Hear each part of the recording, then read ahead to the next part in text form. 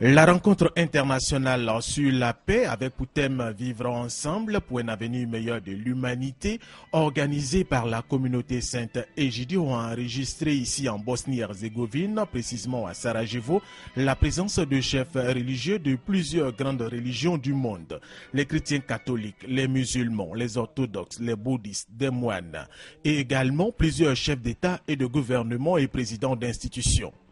Le choix de Sarajevo par la communauté Saint-Egidio, basée à Rome en Italie, également représentée dans plusieurs pays du monde entier, et sa volonté de voir cette ville symbole de conflit, ville d'où est partie la Première Guerre mondiale en 1914 et la guerre ethno-religieuse des années 90, retrouver définitivement la paix.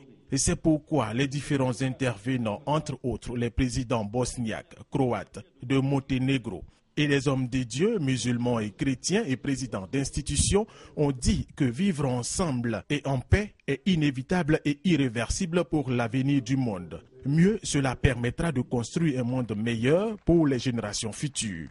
À ces discours s'est ajouté le message du pape Benoît XVI, message lu par le secrétaire d'État du Vatican, qui a invité tous les êtres humains à la sagesse, à la tolérance, à croire en Dieu, pour éviter que l'humanité aille à la dérive. À cette cérémonie d'ouverture, le Premier ministre Jano Ahoussou-Kouadio, représentant le président de la République, Alassane Ouattara, a dit que la Côte d'Ivoire a certainement précédé cette rencontre. Car avec le président de la République Alassane Ouattara, le vivre ensemble fait désormais partie du quotidien des Ivoiriens. Une paix qu'il ne cesse de prôner à l'image du premier président de la Côte d'Ivoire, le président Félix Houphouët-Boigny. Au nom du président de la République de Côte d'Ivoire, son Excellence Alassane Ouattara, que j'ai l'honneur de représenter, je vous transmets le message du peuple ivoirien.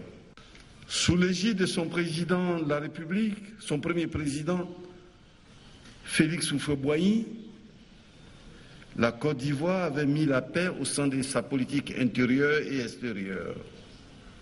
Cette quête permanente de la paix s'appuyait sur les valeurs fondatrices de la nouvelle République indépendante, à savoir la tolérance, la justice, la démocratie, le respect du droit et de la dignité humaine. Nous avons également compris que la paix entre Ivoiriens dépendait aussi de la paix avec les pays voisins. Et le Premier ministre Jano Ahoussou-Kouadio d'ajouter que le président de la République Alassane Ouattara, président en exercice de la CEDEAO, veut qu'à partir de la Côte d'Ivoire, la paix demeure dans toute la sous-région. Il a enfin ajouté que la Côte d'Ivoire, en participant à cette rencontre ici à Sarajevo, est le signe que les Ivoiriens sont pour la paix dans le monde en acceptant de vivre ensemble avec leurs prochains.